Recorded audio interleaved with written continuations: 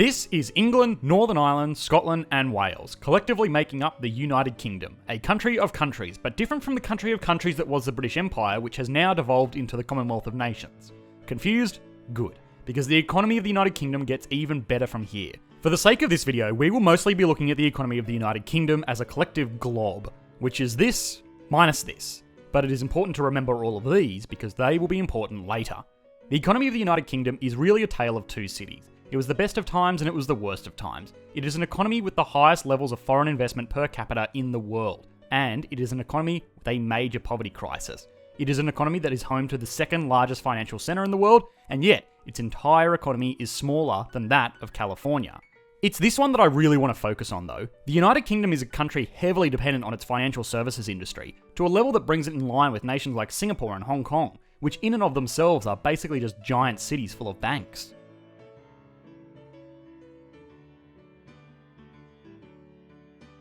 London and New York trade back and forth for the title of the world's largest financial centre. As of recording this video, New York holds a slim lead over London, but depending on when you actually watch it, it is possible that this league could have changed hands all over again. This, for the most part, sounds brilliant. A strong financial services sector is hugely beneficial to a national economy. It creates thousands of extremely high-paying jobs and can attract profits from all over the world to be introduced to the local economy, and the United Kingdom is a great example of this. London is home to the offices of over 500 banks, from small banks with local operations in the area to major international banks like HSBC, which stands for the Hong Kong Shanghai Banking Corporation, but has its global headquarters in London.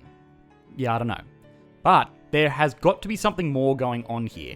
Banks will set up shop wherever there is money to be made, and on the surface, London doesn't actually seem that lucrative. The New York Stock Exchange, located in Lower Manhattan, is by far the largest securities exchange in the world. It is an open market to buy and sell the shares of some of the largest corporations in the world. It has a monthly trading volume of over 1.45 trillion US dollars. Conveniently, New York is also home to the Nasdaq, the world's second largest securities exchange, which trades around 1.25 trillion US dollars per month. These two exchanges alone are collectively worth over $2.5 trillion in trading volume in a single month in one city. The London Stock Exchange, for comparison, is pretty unremarkable, with monthly trading volumes of around 220 billion US dollars. What is more is that Microsoft, Apple, Alphabet, and Amazon, just 4 companies listed on these American exchanges, have a larger market capitalization position than the entire London Stock Exchange. So, how does this make sense?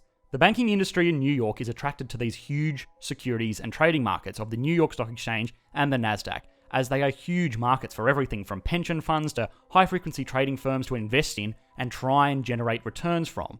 This in turn creates a financial ecosystem for runoff markets like accounting and legal firms to service this trading, and suddenly, the financial monolith of New York starts to make sense. But London, for comparison, is home to a market 1/10 the size of New York's, and yet London is still a financial centre that goes toe-to-toe with Manhattan. The secret here is that London is pretty unconcerned in general with IPOs, stock buybacks, hedge funds, and wild speculation. They prefer a selection of more elegant financial services for a more civilised age. They are happy to leave the stock speculation business to the riffraff over in the colonies. The real secret to success of London as a financial centre is in the services it provides, and not in the markets it accommodates. London is a major centre for the trading of foreign exchange derivatives, Eurozone bonds, and it is home to a disproportionate amount of family offices. A family office is effectively an investment bank with one client, either an extremely wealthy family or an individual. It is normally assumed that Bill Gates, the wealthiest man in the world, suck it Jeff, has most of his wealth coming from Microsoft shares. The reality is today, Microsoft doesn't even make up a quarter of his portfolio.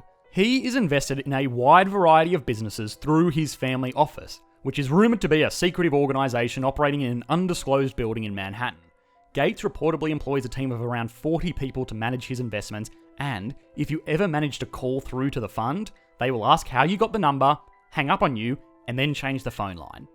This is all conjecture, which I can neither confirm nor deny, but family offices are surprisingly big businesses the world over, and London is the epicentre of these offices. Extremely wealthy old-moneyed elite from across the world want a few things from their family offices. Stability above all else. There should be no eventuality where money will ever run out. God forbid the beneficiaries of these funds should ever have to work. You will also want to see a return on these investments. It is no good having all this money if it won't make more money. You have caviar and champagne to buy. You also want to avoid some taxes if at all possible. The money is for you. You want to keep every last cent. London kind of ticks all of these boxes. Sure, you could probably get better returns in New York with their fast-paced, high-volume security markets, but we are talking about old money for some of these family offices. Like, so old money that they were established before Wall Street was established. Sure, the Americans can have their fun, but for a true intergenerational family office, you would only trust a financial city with over 500 years of history or greater. It is something I repeat over and over and over again on the channel, but stability is the foundation of any kind of market or economic system. Perhaps just by virtue of its age and stability, London is the go-to for some of Europe's elite to set up their family offices.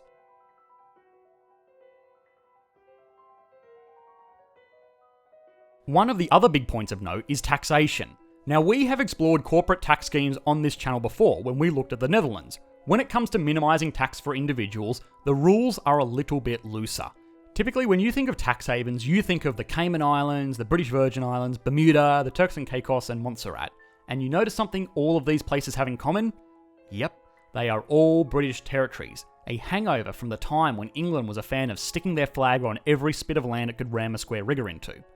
The City of London, not to be confused with London, is like a city-state within the Greater City of London, within England, within the United Kingdom, within the Commonwealth. And this city acts as a sort of central location to conduct business with all of these British tax havens in a way that is far too complicated to get into in a single video. But it is super interesting, and I will leave a feature-length documentary link in the video description for people that are interested in that.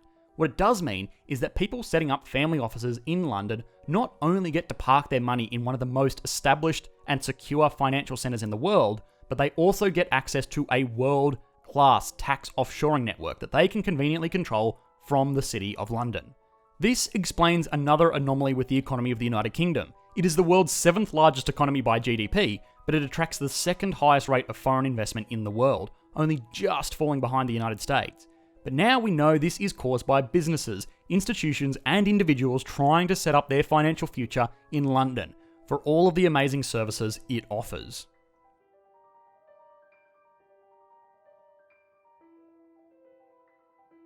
Okay, so this is great. The financial services sector of the United Kingdom is obviously very important for the country, the region, and the world economy. But there is more to the United Kingdom than just that.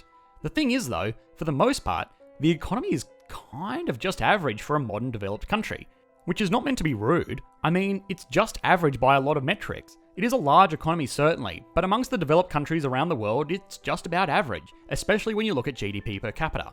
It has average wealth inequality and has had pretty average growth over previous decades. This sounds like an insult, but in many ways it's really a compliment. The United Kingdom set out the frameworks for many modern developed nations like Australia, Canada, New Zealand, India, South Africa, and even the United States, although they would never admit it. But these countries did adopt a lot of their fundamental economic structures from the United Kingdom. They have since, of course, added their own flair to the British system to varying degrees of success, and what this means is that these countries tend to form an average around the default system, which is the United Kingdom. This effect has actually been studied closely amongst ex-colonies of the British Empire, and if nothing else, it is an interesting case study in causal statistics. This kind of British unremarkableness is actually quite a good thing though. An economy that is content to plod along is highly desirable for a lot of businesses, even outside of the financial sphere we have explored earlier. The United Kingdom was the birthplace of the Industrial Revolution, but today it is home to much more high-end manufacturing centres. Sure, mass production has gone to more cost-competitive markets like China and India, but the United Kingdom still has a thriving industry for producing things like high-end motor cars. Think Bentley, Range Rover, Jaguar, Aston Martin, McLaren. All products where price isn't necessarily an issue, but quality is. The same is true for other types of high-end manufacturing. Rolls-Royce is normally known for their cars, but their primary business is actually building jet engines, which is an incredibly profitable and capital-intensive industry which is taking part in the United Kingdom. If you take nothing else away from this video, just remember that the United Kingdom has always been a country that influences and is influenced by the world. Today, it receives and makes investments way above its weight class on the global market. It exports high-end goods and has a larger balance of trade than many countries that look larger on paper.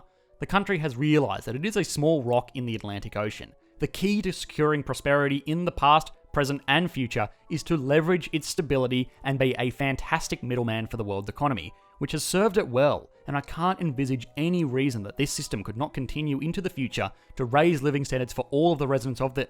Ooh, yeah. This is going to need its own video.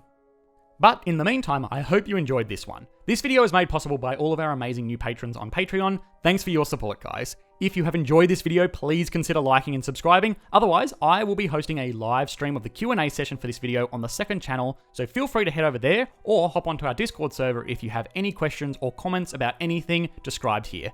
Thanks, guys. Bye.